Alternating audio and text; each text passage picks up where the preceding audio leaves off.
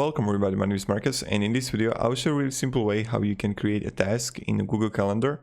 So let's start. The first thing you want to do is just click here on create.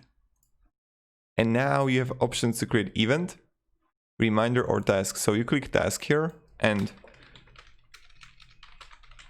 or whatever. Now you have the time that you need to choose. You can go like whatever time you want. You can choose all day or just specific time.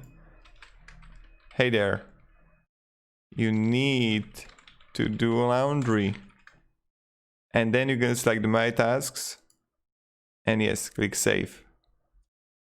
And now we got a task here, and I can see it also in my like settings and everything. So in my mobile, and this is pretty much it. So this is how you can create simple task. So yeah, have a great day and goodbye.